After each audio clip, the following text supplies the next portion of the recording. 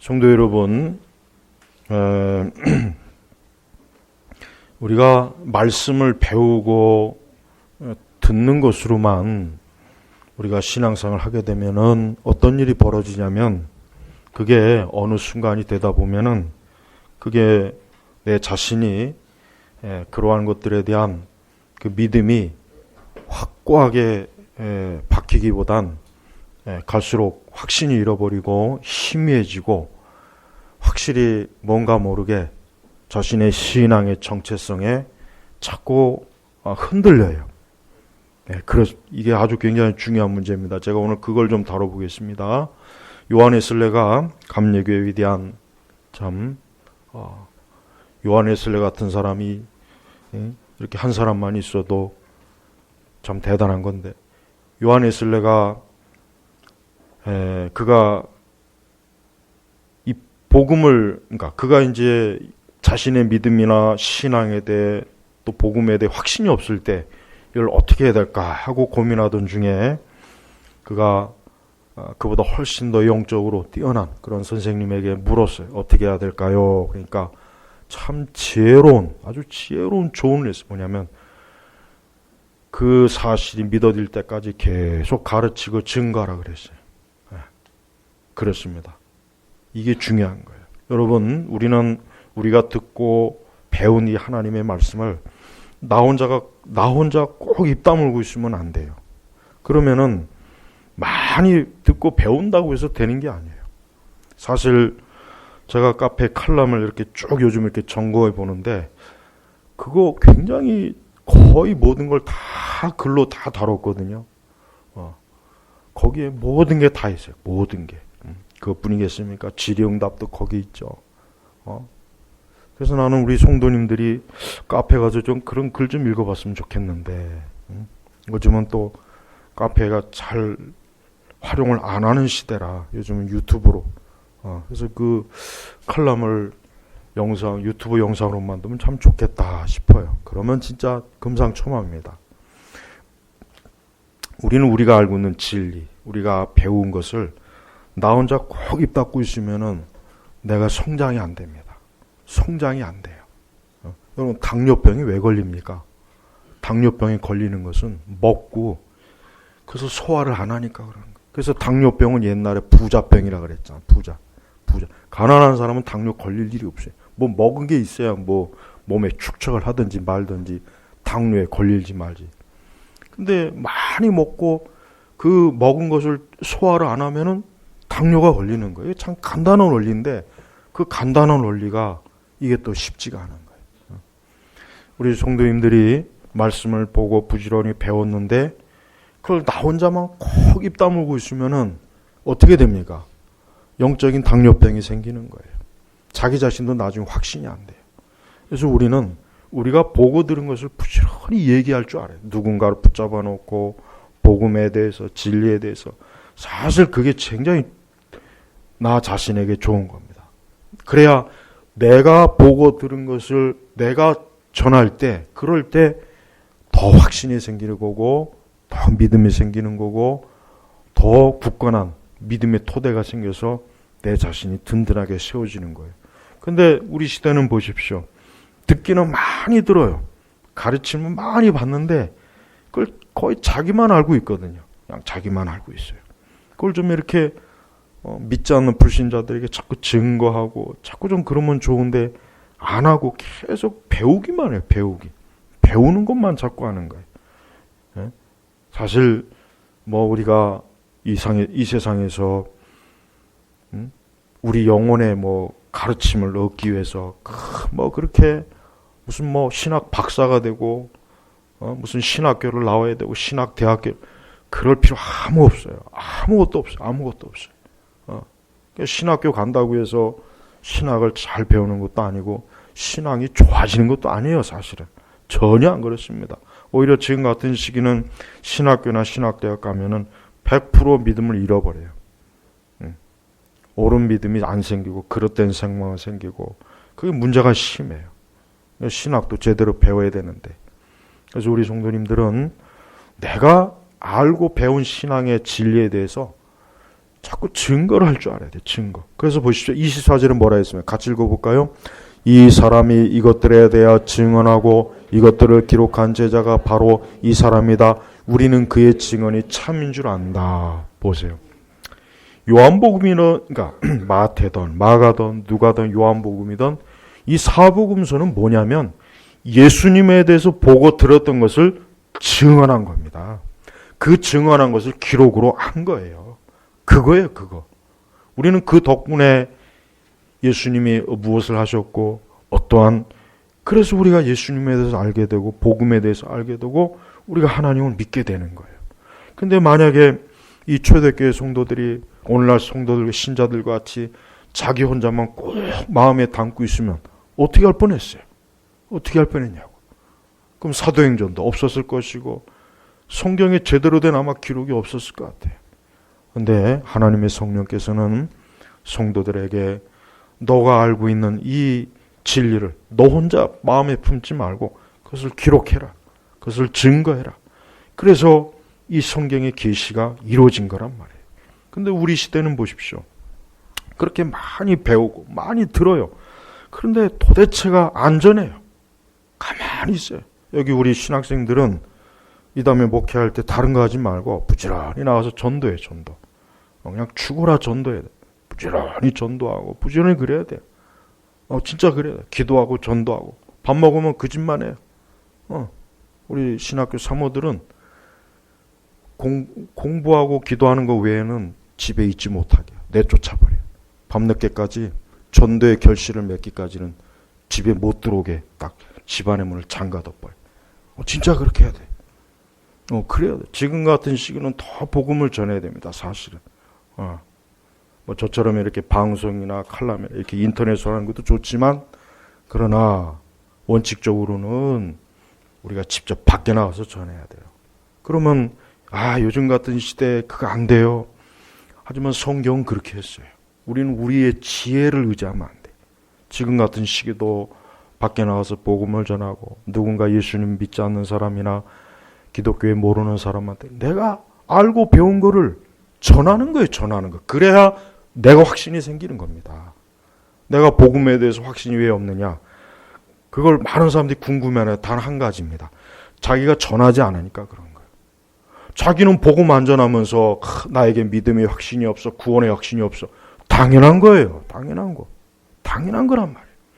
내가 복음을 전하면 내가 복음이 확신이 생긴다니까요. 그러니까 사도행전에 들어가 보면 물론 복음서에도 마찬가지지만 사도행전에도 제자들이 복음을 전하러 다니지 않습니까? 바울도 그 시대 그 세 번이나 그 험한 데를 지금도 비행기를 타고 배를 타고 가야 될 그 시기를 바울 같은 사람이 그 2000년 전에 그 험악한 곳에 세 번이나 선교 여행을 다닌 거 보세요. 그래서 바울 자신 그랬잖아요. 막 다니면서 강도도 만나고 뭐 강에 온갖 위험을 다 만났다 그러잖아요. 우리는 내가 알고 있는 이 진리를 나 혼자만 입에 꽉 다물고 나 혼자만 알지 말고 전해야 되는 거예요. 사실 엄밀히 전해야 돼. 자꾸 전하고 전할 때 내가 더 확신이 생기는 것이고 내가 더 이 진리에 굳건하게 뿌리를 내리는 거예요. 그런데 전하지 않으면은 그게 내 안에서 이게 열매를 맺는 게 아니라 썩어 문드러져 버려요.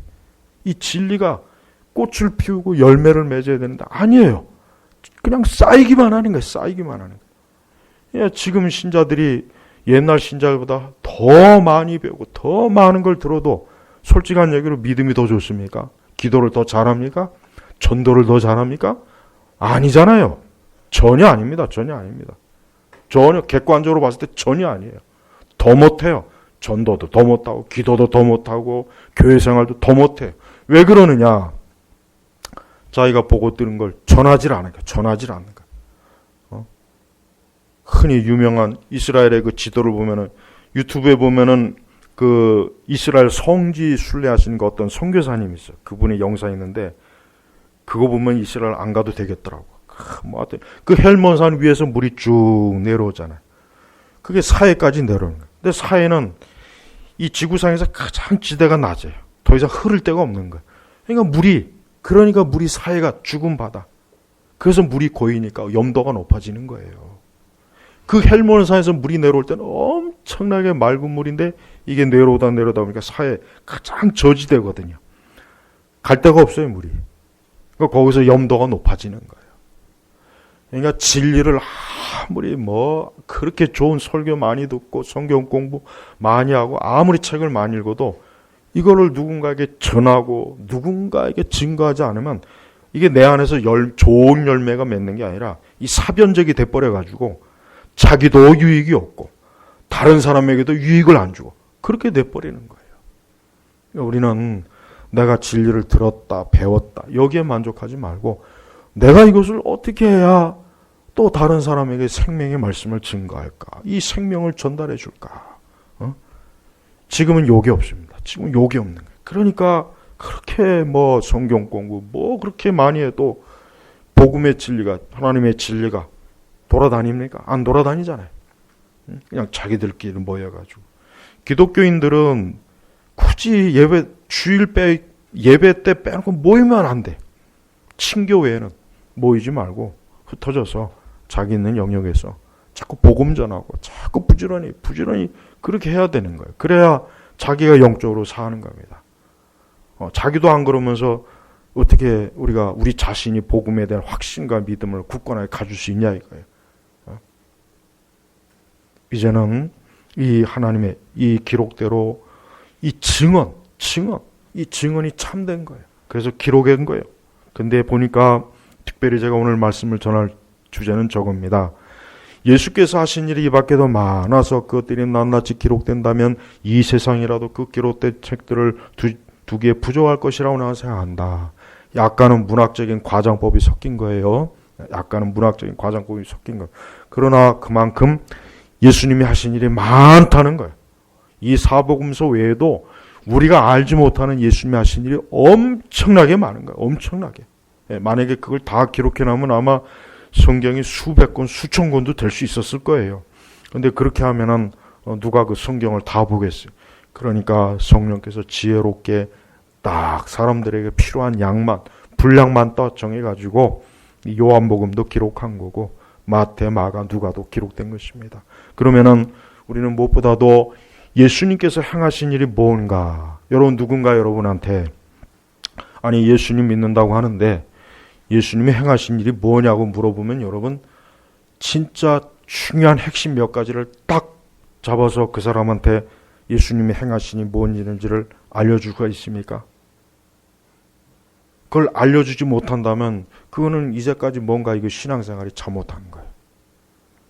우리 성도들은 적어도 예수 그리스도께서 무엇을 행하셨는지에 대해서 아주 중요한 핵심적인 것 몇 가지를 알고 있어야 돼요.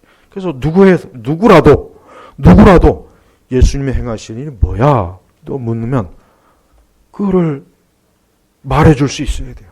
그걸 말해줘서 그 사람이 예수님을 믿도록 인도해주고 이끌어줘야지. 글쎄 예수님 뭐 하셨을까? 그거 나도 잘 모르겠는데. 그래가지고 성경을 막 뒤적뒤적 그러면 안 돼요. 예수님이 뭘 하셨는지 조근조근하게 부드럽게 얘기해 줄 때 그 사람이 아하 예수님이 그러한 일을 하셨군. 이 요한복음 기록도 그것 때문에 기록된 거예요. 어떻게 하면 예수님을 좀 증거해야 될까? 가만히 생각해 보니까 예수님을 직접 예수님의 말씀을 듣고 그분과 함께했던 사람들이 아직 그 당시 있으니까 그 사람들을 일일이 찾아다니면서 또 본인이 알게 된 것들을 이 요한복음에 기록한 겁니다. 이 요한복음은 다른 복음하고는 좀 관점이 좀 약간 틀려요. 물론 마태, 마가, 누가도 중요한 복음서예요. 똑같아요, 사실은. 다 예수님에 대해서 증거한 거예요. 사도행전에도 그랬죠. 사도행전에도 누가가 원래는 총독에게 전해야 될 그 자료를 자기가 다 일일이 자료를 수집해가지고 이 말씀을 사도행전을 기록해서 그 예수 그리스도 그분과 복음, 교회 그 모든 것들을 낱낱이 밝혀준 게 이 사도행전이에요. 그러니까 사도행전도 역시 증인의 기록이에요. 증인의 기록. 그럼 오늘 우리 신자들은 증인이 될 수 있냐 이게 증인. 우리는 나는 과연 증인이 될 수 있느냐. 지금은 증인이 없어요. 증인. 이 증인은 굉장히 중요한 거예요. 법정에서 이기고 지는 거에 가장 결정적인 여건은 증인이 어떠한 증인이냐 이게 증인. 증인만 제대로 세우면은 법정에서 승소하는 거예요. 그러나 증인이 없으면 안 돼요. 증인이 없으면 사실이라도 이걸 누가 증언을 해줘야 되는데 못 해주면 그냥 패소가 돼버리는 거예요. 그래서 이 증인은 굉장히 중요한 겁니다. 우리 기독교도 결국 증인들이 있어야 돼요. 교회 안에도 증인의 사명을 가지고 있는 사람이 있어야 돼요. 예수님에 대해서. 그래서 저는 오늘 예수님이 하신 일을 몇 가지, 가장 핵심적인 몇 가지를 좀 살펴봅니다. 무엇보다도 이 준비는 스펄천 목사님의 설교집에서 제가 많이 가져왔어요. 첫 번째, 예수님은 영혼을 구원하시러 오셨어요. 예수님은 영혼을 구원하시러 오신 거예요. 예수님의 가장 첫 번째 사명은 뭐냐면 잃은 자, 자기 백성을 건지시려고 이 땅에 오신 거예요. 그러니까 예수님은 이 땅에 왕이 되려고 온 것도 아니고 군대를 일으키려고 온 것도 아니고 나라를 세우려고 온 것도 아니고 예수님은 오신 목적이 뭐냐? 영혼을 건지시려고 온 거예요. 그러니까 예수님이 유대 전역에 다니시면서 예수님이 하신 일이 뭡니까? 예수님이 거기 가서 무슨 장사를 했습니까? 무슨 편의점을 차려놓고 거기서 사업을 했습니까? 아니에요. 가는 곳마다 말씀을 가르쳤어요. 영혼을 건진 거예요. 영혼. 예수님께서 베드로를 건질 때도 너를 사람 나는 업으로 세우겠다고 한 거예요. 그러니까 본인이 하신 일을 베드로도 하게 하시겠다. 그러니까 예수님이 하신 일은 뭐냐?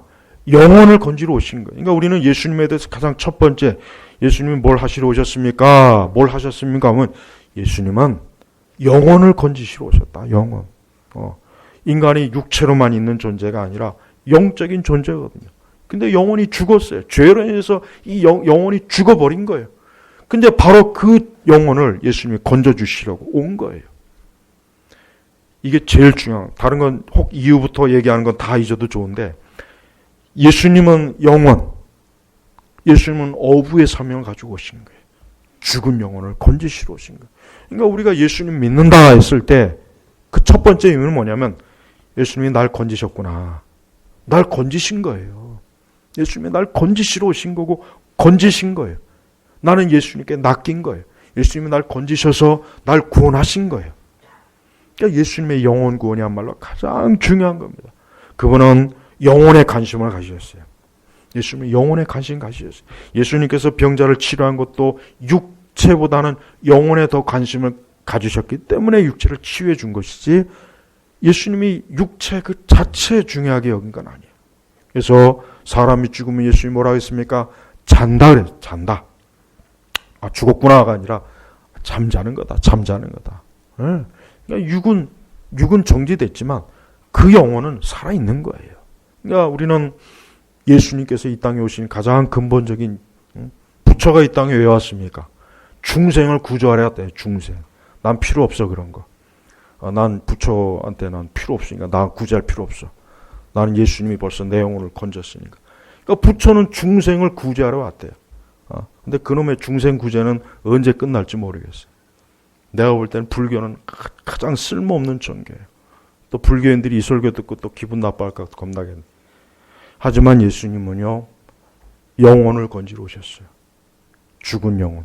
인간은 육적 존재만이 아니라 영혼을 가지고 있어요. 그 안에는 하나님의 형상이 담겨져 있어요. 그런데 그 형상이 죽어버렸어요. 그 영혼이 죽은 거예요. 이미 어머니 뱃속에 있을 때부터 그 영적으로 죽은 존재로 이 땅에 나와요. 그래서 사람은 육으로만 사는 거예요. 그러나 거듭나고 중생하면 그 영혼이 살아있는 겁니다. 예수님은 바로 그 일을 하기 위해서 이 땅에 오신 겁니다. 예수님이 하신 일을 착각하면 안 돼요. 예수님은 민주화 운동을 하러 오신 게 아니에요. 예수님은 해방 운동을 하기 위해 온 것도 아닙니다. 예수님은 노예를 해방시키려고 오신 것도 아닙니다. 예수님은 가난한 자를 돕기 위해서 오신 것도 아니에요. 자꾸 예수님은 그런 식으로 보는 이상한 사람도 많이 있죠. 예수님은 오직 영혼. 그래서 교회는 영혼을 구원하는 일이 교회가 해야 될 가장 중요한 일입니다. 교회가 해야 될 일은 사실 영혼 구원하는 일이 교회가 할 일 중에 90%라 본다고. 그렇게 봐도 틀림이 없어요. 그래서 우리는 영혼 구원에 대해서 정말 중요하게 여겨야 돼요. 인간의 생명도 중요하죠. 동물의 생명도 중요하죠. 그러나 영혼보다 중요하지는 않습니다. 우리는 하나님 믿지 않는 사람들 볼 때마다 어떻게 봐야 됩니까? 저 영혼이 죽어 있구나. 저 영혼이 하나님을 모르는구나. 저 영혼이 아직 거듭나지 않았구나. 죽어있구나. 예수님께서 저 영혼을 빨리 살려주셔야 되는데, 여러분 몸이 아픈 사람에게 병원 가라 그러잖아요. 빨리 병원 가라. 좋은 병원이 있다. 우리도 똑같아요. 사람들에게 빨리 예수님 믿고 영혼이 구원받아야 된다. 그렇게 말해줘야 돼요. 그 사람이 알아듣던 못 알아듣던 그건 신경 쓸 필요가 없어요. 그게 사실이잖아요. 예수님이 그 목적을 가지고 이 땅에 오셨지, 예수님의 가장 중요한 목적이 뭐겠습니까? 영혼을 건져서 그 영혼을 하나님 아버지께 이끌고 오는 것이에요. 그러니까 우리는 예수님이 오신 첫 번째 제일 중요한 건 뭐냐? 영혼을 건지시러 오셨다. 그분은 영혼 구원이 자신의 가장 중요한 사명을 알았어요. 그래서 제자들이 막 그의 추종자들이 왕으로 세우려고 할 때 절대 거기에 따라가지 않았습니다. 거기에 이끌리지 않았습니다. 예수님은 하늘의 나라, 하나님의 나라, 영혼 구원을 이루기 위해서 이 땅에 오신 것을 예수님 자신이 너무 잘 아는 거예요. 예수님의 십자가의 죽으심도 뭡니까? 영혼 구원 때문에 이루어진 거예요. 예수님이 그냥 아무 이유 없이 십자가에 죽으신 게 아니죠. 영혼 구원 때문에 그런 거예요. 두 번째는 예수님은 바로 그 영혼 구원할 그 영혼들을, 그 죄인들을 대신해서 의를 이루시려고 오신 거예요. 우리가 보통 대속이라고 그러죠. 대속. 예수님의 사명의 목적이 뭐냐? 죄인을 대신해서 의를 이루는 거예요. 죄인을 대신해서. 죄인을 대신해. 우리는 우리 스스로 의를 이룰 수가 없어요. 자기 스스로 의를 쌓을 수가 없어요. 자기 공로도, 자기 노력도, 자기 어떤 것도 안 됩니다. 그러니까 하나님께서는 예수님을 보내셔서 예수님이 대신 죄인들을 위해서 대신 네가 십자가에서 죽어라. 네가 희생제물이 되라. 너가 저 죄인을 대신해서 죄값을 치러라. 그러니까 예수님이 대속주. 그래서 예수님을 대속주라 해요. 대신 나의 죄를 속죄해 주신 속죄. 그러니까 예수님이 이 땅에 오면서 벌써 뭡니까? 죽으러 오신 거예요. 예수님이 십자가에 죽으러 오신 거예요. 살려고 온 게 아니에요. 예수님이 다른 목적이에요. 죽으려고. 예수님이 이미 종생의 초기부터 당신 자신이 죽어야 될 것을 알았어요. 예수님은 당신 자신이 십자가에서 죽어야 돼. 죄인을 위해서 대속해야 돼. 희생 제물이 돼야 되는 거예요. 그 예루살렘 성전에서 그 많은 제물들이 태워지는 걸 보면서 예수님 무슨 생각을 했을까요? 그래, 내가 바로 저 일을 하기 위해서 이 땅에 온 거다. 내가 바로 많은 죄인들을 대신해서 저렇게 희생 제물이 되려고 이 땅에 오신 거예요. 그러니까 예수님은 여러분들의 대속주가 돼요. 우리를 대신해서 의를 이루시려고 이 땅에 오신 겁니다. 그러니까 예수님의 이 대속은 다른 누군가 할 수 없어요. 천사가 못합니다. 위대한 성인이 할 수 있는 게 아니에요. 훌륭한 도덕적인 사람이 할 수 있는 게 아니라 예수님만이 할 수 있어요. 하나님의 아들 예수 그리스도만이 유일한 대속주가 될 수 있는 자격이 있어요. 그분은 인성과 신성을 가지고 계십니다. 그분은 완전한 하나님의 아들이시면서 완전한 사람이에요. 그분은 죄가 없어요. 그래서 그분은 당신 자신이 제물이 돼서 그 십자가에서 피를 쏟고 자신의 몸이 죽음을 당하고 그걸 통해서 죄인들이 나음을 입는 거예요. 나음을 입는 것입니다. 그러니까 두 번째는 바로 죄인을 대신해서 의를 이루러 오셨다. 세 번째는 뭡니까? 요한일서 3장 8절, 이것도 중요합니다. 마귀의 일들을 멸하시러 오셨다. 이것도 참 중요합니다. 지금은 이 교훈이 자꾸 잊혀지죠. 요한일서 3장 8절, 마귀의 일들을 멸하시러 오셨다. 이 마귀의 일이? 그 마귀의 일이 뭡니까? 마귀. 그 마귀는 도대체 무슨 일을 하는가? 다른 건 안 합니다. 마귀는 인간을 죄의 노예로 삼아서 죽음과 파멸과 재앙으로 이끄는 게 이 마귀가 하는 일이에요. 그러니까 마귀의 일을 우리가 알아야 돼요. 교회는, 우리 성도는 마귀가 하는 일을 뚜렷하게 알고 있지 않으면은 자칫하면은 도대체 이게 왜 이런가 하고 실체를 못 알아. 그럼 헤매요. 그러면 혼란과 혼동이 생기는 거예요. 그러니까 예수 그리스도를 믿는다 했을 때 마귀가 멸해지는 거예요. 우리 성도, 우리 사람 한 사람이 예수를 믿게 되면은 그에게서 역사하는 마귀의 일이 끊어집니다. 이게 굉장히 중요한 거예요. 각 사람, 죄인에게는 마귀가 역사해요. 귀신이 역사합니다. 그걸 복음서에는 뚜렷하게 보여줬어요. 그래서 예수님께서 가는 곳마다 귀신과 마귀의 역사를 쫓아낸 이유가 뭐겠습니까? 마귀가 이 죄인들, 인류, 이 세상에 역사하니까 그런 거예요. 이건 우리 시대는 특히 이 교훈을 정말 명확하게 알아야 돼요. 마귀가 역사해요. 예수님이 실체가 없는 그걸 멸하러 오실 일은 없잖아요. 마귀가 없는데, 귀신이 없는데 예수님이 그걸 멸하라고 올 일은 없지 않습니까? 실체가 있으니까.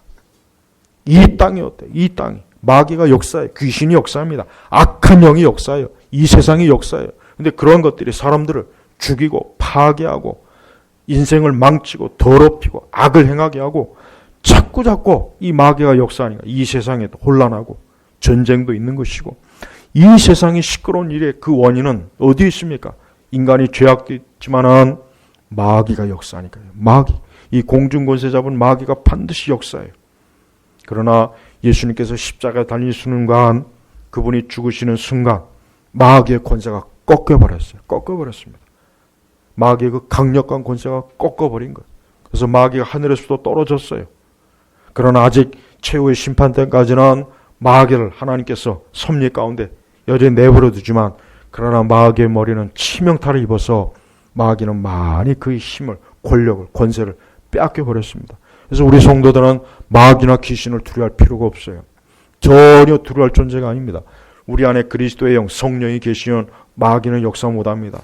이 거짓된 마귀론 중에 하나는 예수 믿는 사람에게도 마귀가 자꾸 역사한다, 자꾸 그러는데 속에서 아닙니다. 절대 그렇지 않습니다. 예수 믿는 사람에게는 귀신이 들어오지 못해요. 우리 안에 성령이 계시니까. 성령이 계신데 어떻게 감히 마귀의 귀신이 들어옵니까? 오직 믿지 않는 자에게만 역사해요. 그래서 우리는 하나님 믿지 않는 불신앙자에게 마귀와 귀신이 역사한다는 걸, 그걸 반드시 알고 있어야 돼요.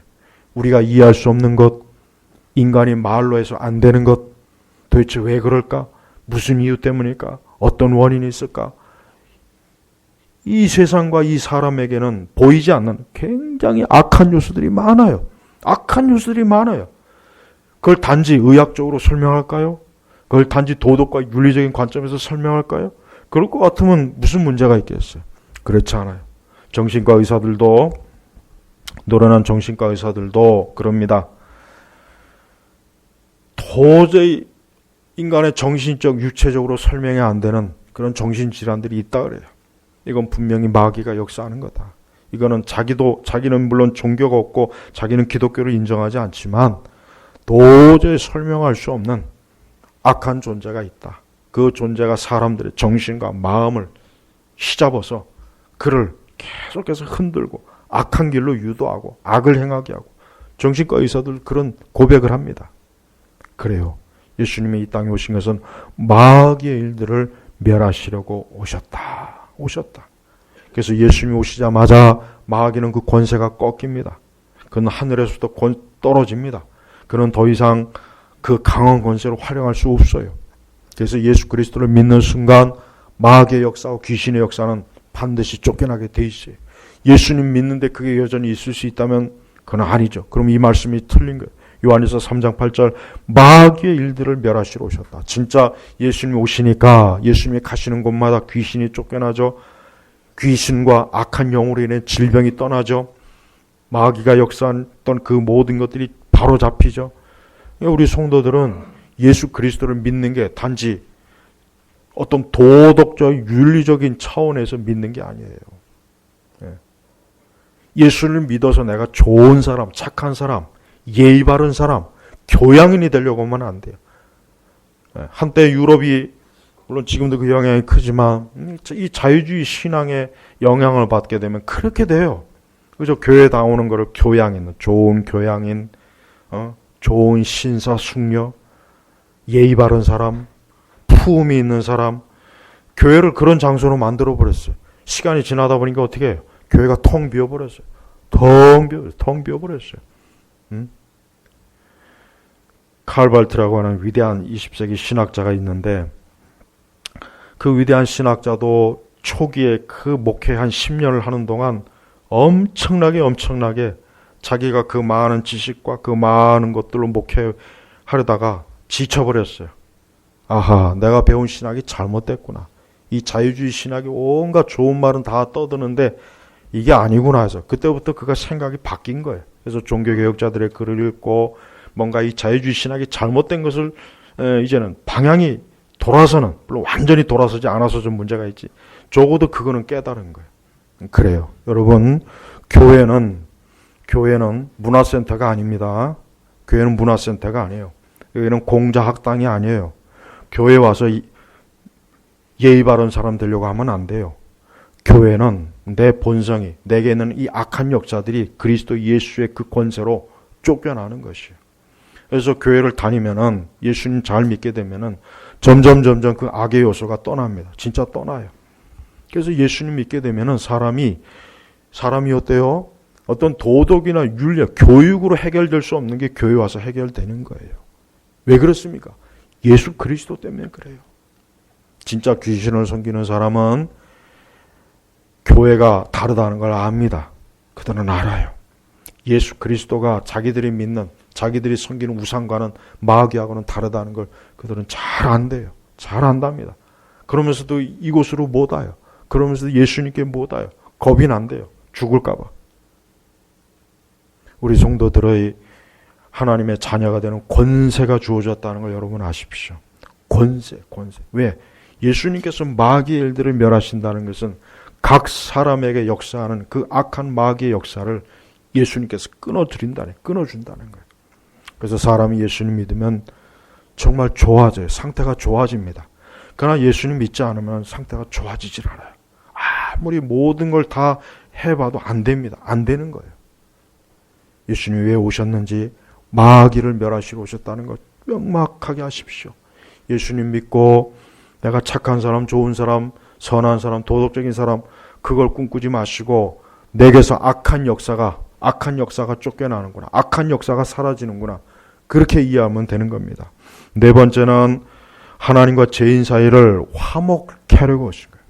우리가 이걸 알아야 됩니다. 우리가 구약의 율법을 보십시오. 구약은 제사를 해요. 제사. 여러분이 레위기를 자세히 읽어보십시오. 그 제사법이 자세히 나와 있어요.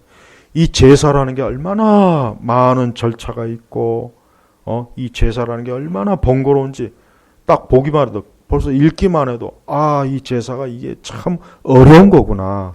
하지만 이 제사를 통하지 않고서는 하나님께서 자기 백성조차도 만나지 않아요.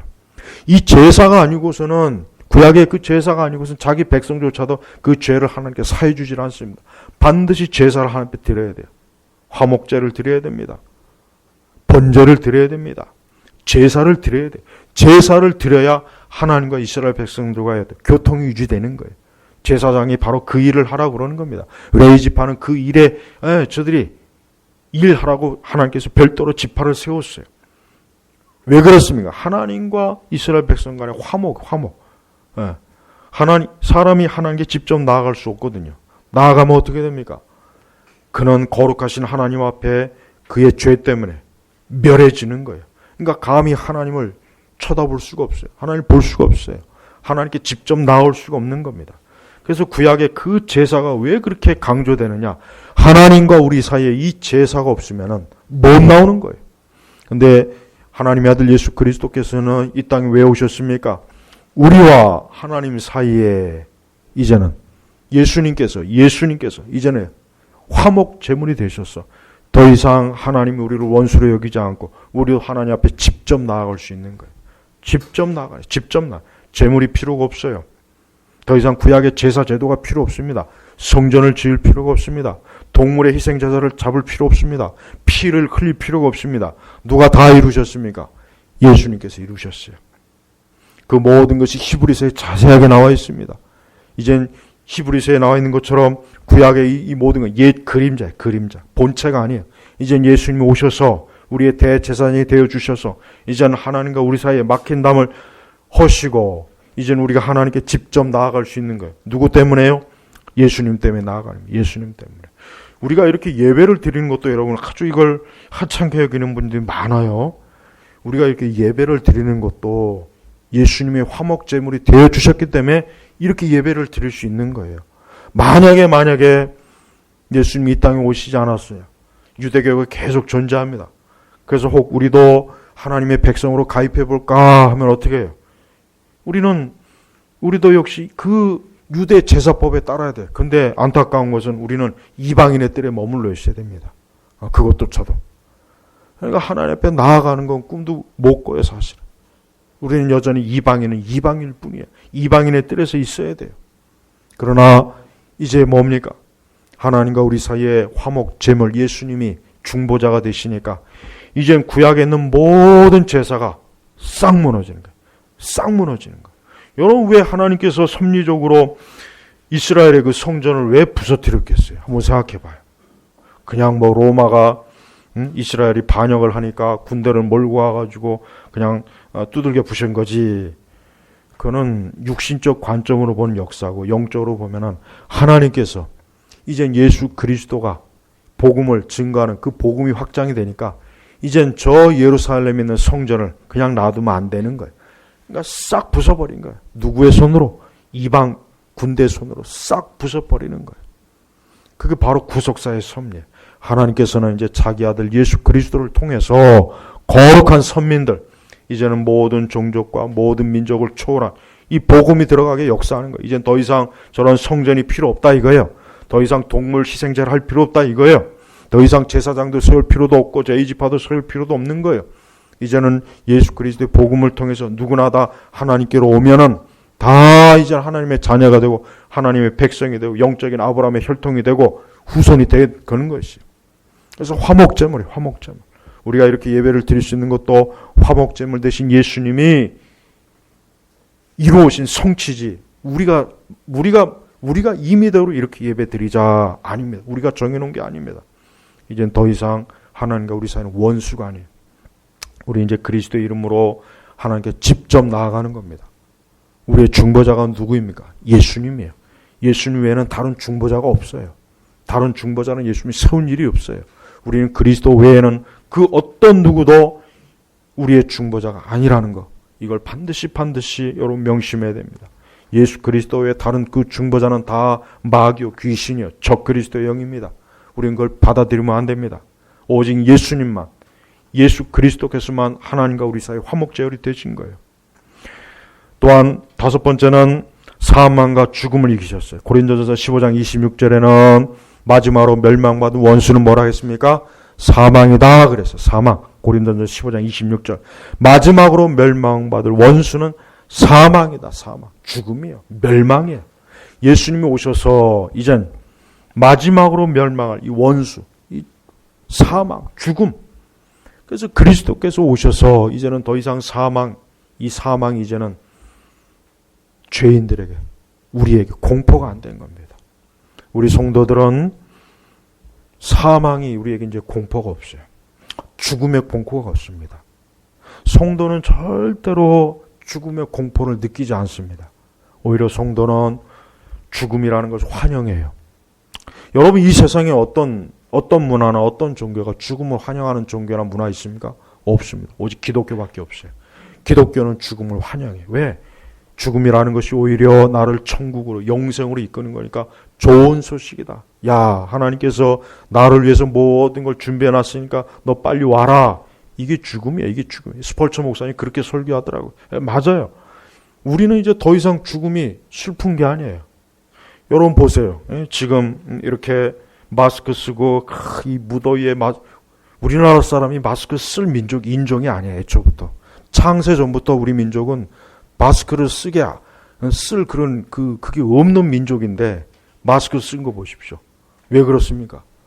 죽음이요. 전 세계 수많은 사람들이 왜 무서워하게 죽음 때문에 그런 거예요. 죽음 때문에. 죽음이 없다면은, 죽음의 공포가 없다면 전염병을 누가 무서워하겠습니까? 무서워하지 않아요. 하지만 우리 성도는요, 죽음을 무서워하지 않습니다.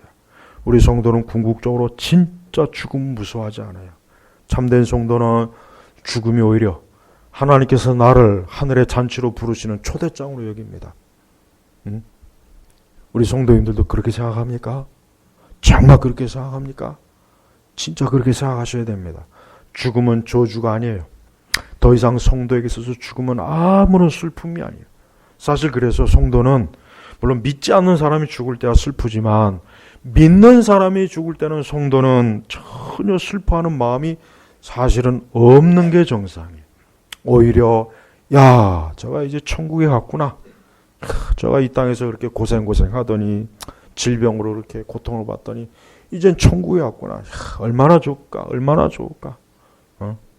하나님께서 나를 먼저 초대해 주시지 왜 저 사람 먼저 초대해 줄까? 오히려 그런 생각을 합니다.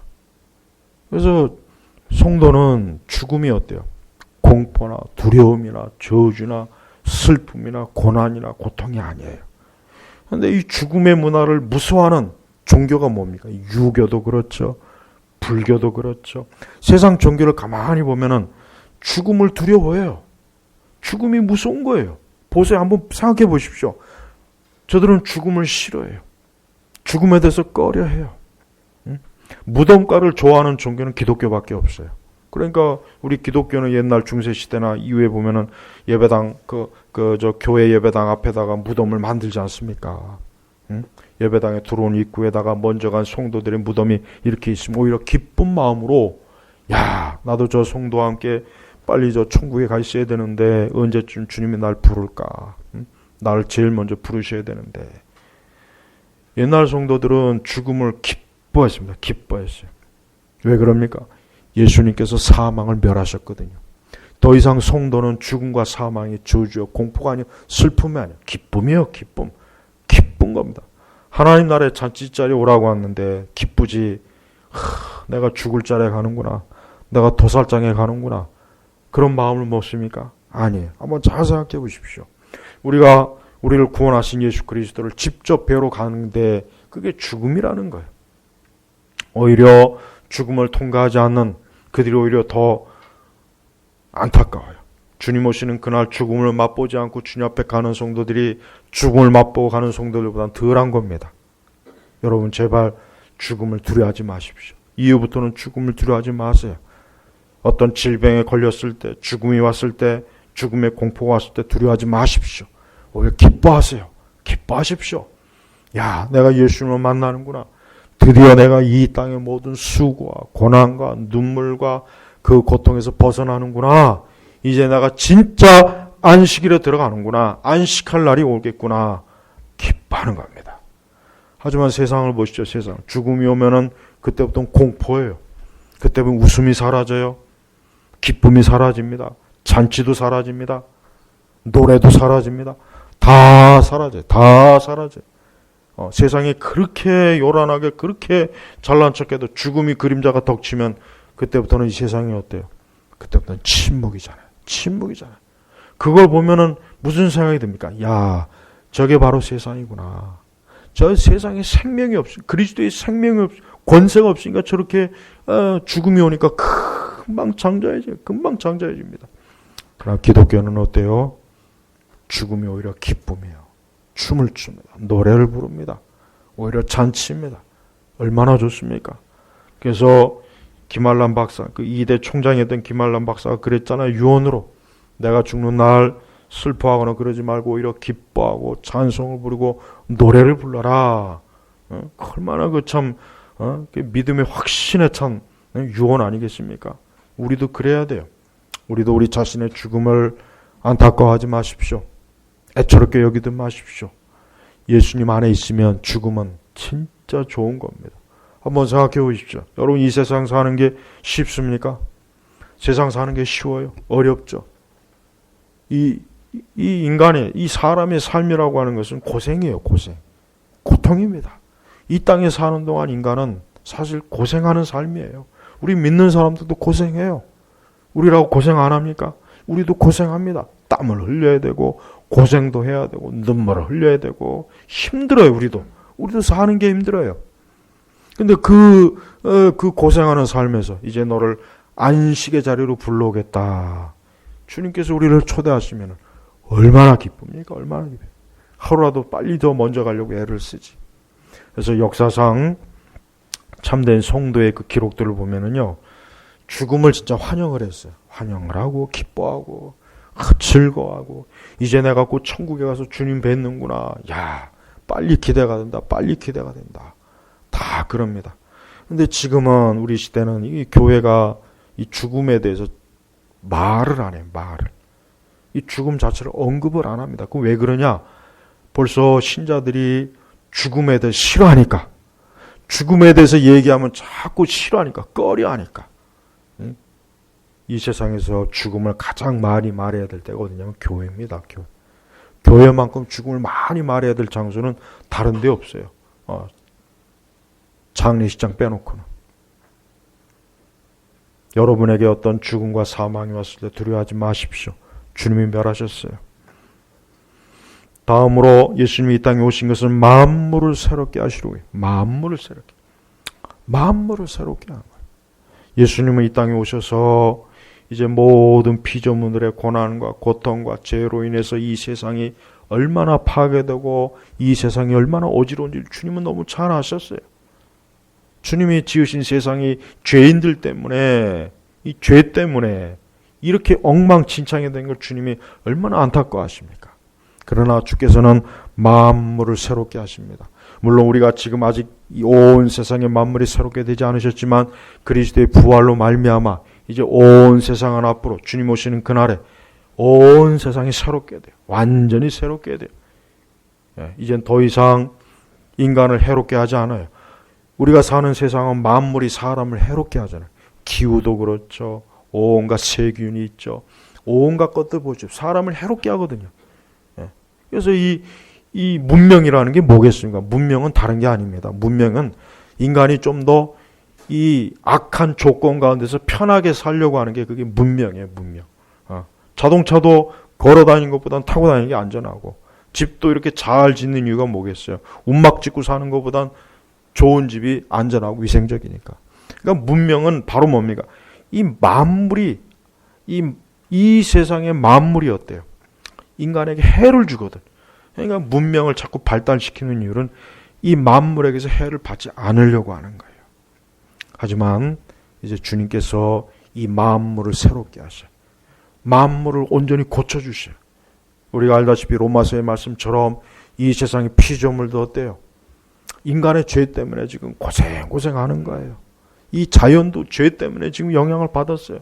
저 동식물도 다 이 사람의 죄 때문에 저렇게 흉측하게 된 것입니다. 그러나 그리스도께서 만물을 새롭게 하십니다. 또한 예수님은 세상을 이기시고 승리하신 분이에요. 예수님은 승리자입니다. 기독교는 승리의 종교입니다. 기독교는 패배의 종교가 아니에요. 기독교는 죽음의 종교가 아닙니다.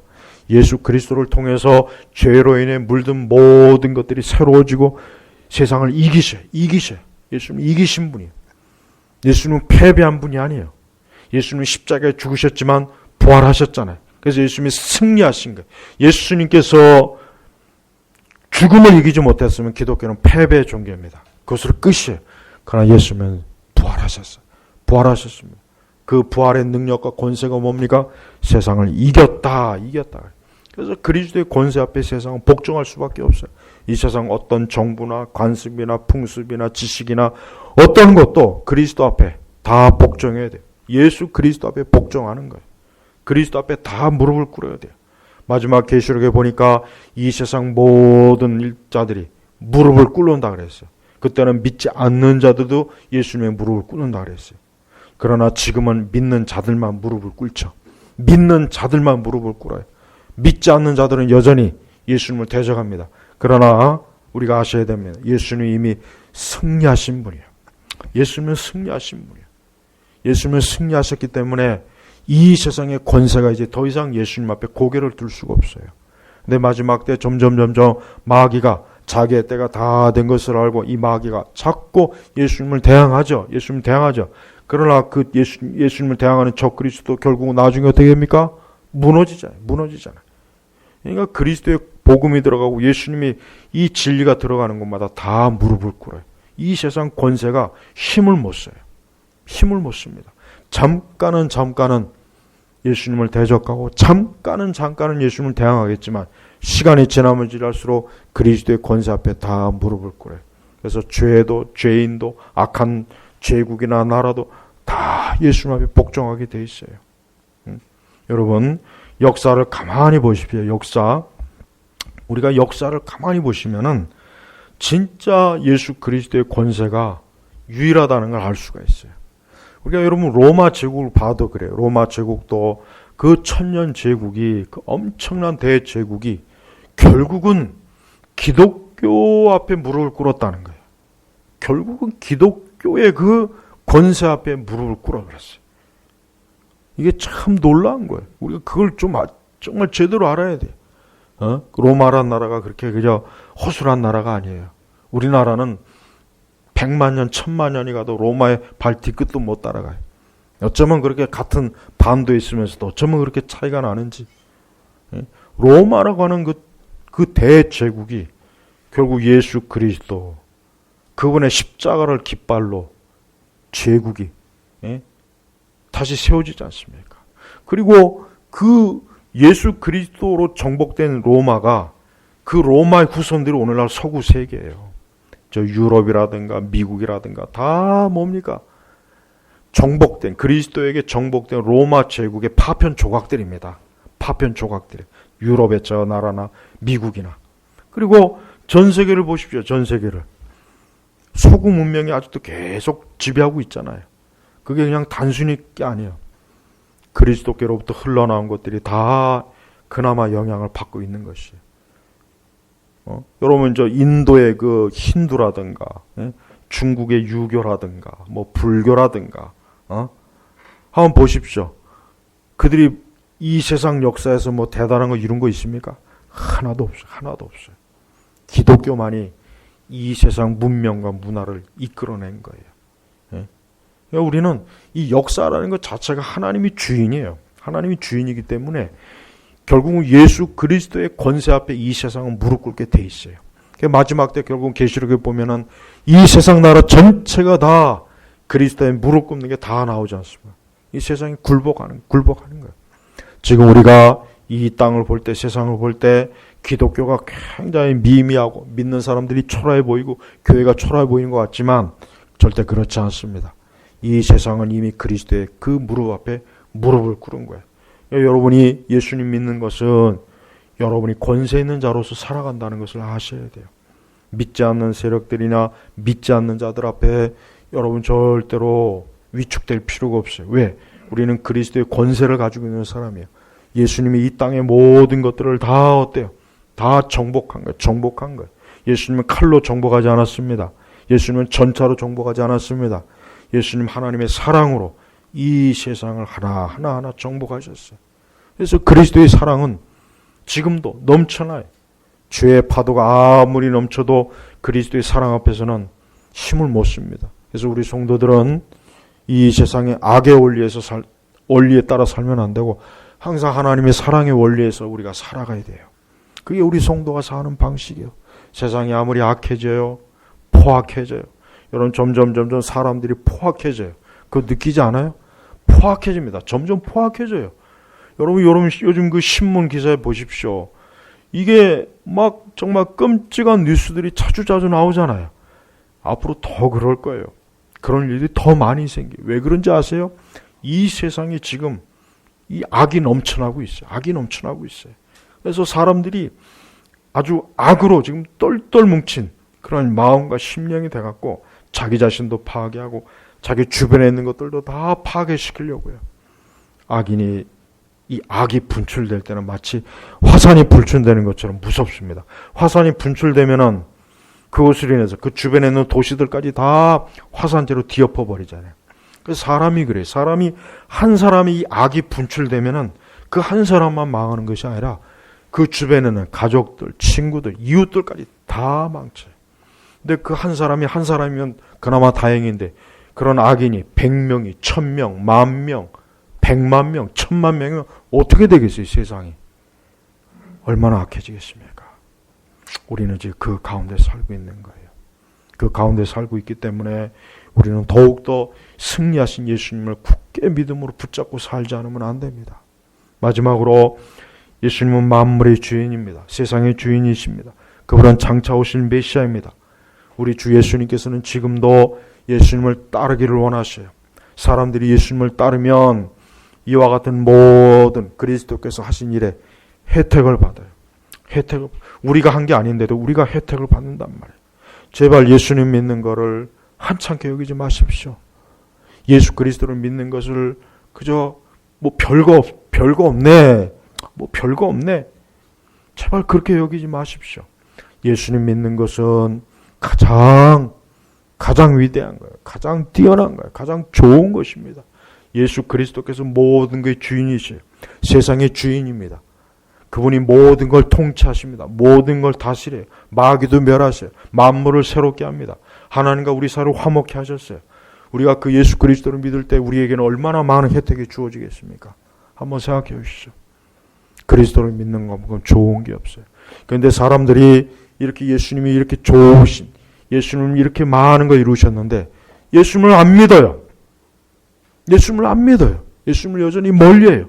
예수님을 원수로 여겨요. 예수님보다는 세상을 좋아해요. 세상을 사랑해요. 자기의 육신을 사랑해요. 자기의 육체의 정욕을 좋아해요. 거기로 끌려가요. 거기로 달려가요. 그렇게 가다가는 그 끝은 망하는 거예요. 소망이 없습니다. 그러나 그리스도께 오는 사람은 이 모든 좋은 것들을 다 받아요. 다 받아요. 하나님께서는 사람이 예수님을 통해서 사람이 하나님의 모든 복을 받게 만들어 버렸습니다. 예수님을 통하지 않고서는 하나님의 복이 사람에게 주어지지 않아요. 절대 주어지지 않습니다. 이걸 알아야 돼요. 사람은 선천적으로 태어날 때부터 악한 인생, 저주받은 인생, 아주 더러운 인생을 살기로 설계된 그런 존재예요. 인간이란 존재는 그럽니다. 애초부터 그렇게 죄의 본성이 그렇게 설계를 해버렸어요. 그런데 예수님께서 그 저주받는 그 악한 본성의 설계를 완전히 싹 걷어내고 그리스도의 생명으로 새롭게 설계를 해버린 거예요. 설계를. 그래서 인생이 새로워지는 거예요. 특별히 여러분 우리나라 사람들은 이 조상 대대로 내려오는 이 저주, 악한 것, 악한 풍습, 악한 종교, 이거 끊기가 힘들어요. 그러나 그리스도를 믿을 때 끊어집니다. 그리스도를 믿을 때 끊어지는 거예요. 그러니까 그런 것들을 끊고 싶으면은 예수님을 철저하게 믿으십시오. 예수님 안에서 굳건하게 사십시오. 그리스도의 말씀을 따라 사십시오. 그리스도를 사랑하십시오. 그리스도 함께 하십시오. 그럴 때 모든 저주는 다 끊어지는 거예요. 초기에 우리 선교사들이 조선 후기 말기에 와서 보니까 그냥 이 백성들이 하는 짓이 뭐예요? 맨날 푸닥거리 하죠. 맨날 점치죠. 맨날 노름하죠. 맨날 술 먹죠. 하는 일 없이 빈둥대죠. 그게 바로 우리 조상들이 그렇게 살았어요. 우리 조상들이 그 짓을 하면서 사는 거예요. 그때 예수님이 이 땅에 오셨어요. 복음의 빛이 들려졌어요. 그리스도로 인하여서 사람이 새로워지고 온전해지고 모든 게 바로 잡히지 않습니까? 이게 복음입니다. 이게 예수님이에요. 근데 지금 안타깝게도 다시 어두워지고 있어요. 다시 서서히 어두워지고 있어요. 근데 우리나라는 둘째치고 저 서구 세계가 서서히 어두워지고 있습니다. 저 서구 세계가 지금 여러분 저 미국의 폭동이 그냥 저 폭동이 일어나는구나. 그게 아닙니다. 복음이 점점 그리스도의 빛이 점점 사라진다는 증거예요, 저게. 그러니까 저희가 어두워지고 있는 겁니다. 제가 이따가 기독교 세계관 때 자세하게 하겠지만은 성도 여러분, 우리 성도님들 어두운 길을 다닐 때 빛이 있어야 되듯이 어두운 세상을 다닐 때는 빛 대신 예수님이 있어야 됩니다. 예수 그리스도 함께하면 아무것도 걱정하고 염려할 게 없어요. 그러나 조금이라도 그리스도와 멀어지면 어둠이 찾아옵니다. 그러니 제발 그리스도로 가까이 하십시오. 예수님이 하신 이 일을 잘 명심하세요. 이 일을 나에게 이루신 거예요. 우리 성도님들에게 이루신 거예요. 남에게 이룬 것이 아니라 이러한 일을 나에게 이루어 주셨구나. 나에게 이루어 주셨구나. 내 삶에 이루어 주셨구나. 예수님이 이런 것들을 이루어 주신구나. 이거를 좀 여러분 굳건하게 믿으십시오. 점점 예수님을 떠나고 있고 점점 사람들이 예수님을 등지고 있습니다. 그러니까 우리나라도 이렇게 어려운 거예요. 다른 이유가 아닙니다. 영적으로 우리나라가 이 복음이 왕성할 때, 교회가 왕성할 때 우리나라는 밝았어요. 그러나 복음과 교회가 약화되니까 세상이 어떻게 됩니까? 어두워지는 거예요. 이 영적인 원리를 왜 우리 교회도 모르는지, 왜 이렇게 우리 믿는 사람들도 이걸 잘 모르는지 너무 안타까워요. 제발 복음, 예수님, 예수님이 하신 일에 대해서 여러분 깊이 생각하십시오. 여러분 다른 것보다 예수님이 하신 일이 무언가, 오늘 제가 언급하지 않은 더 많은 것들이 있습니다. 저는 오늘 가장 그냥 중요한 것만 언급한 거예요.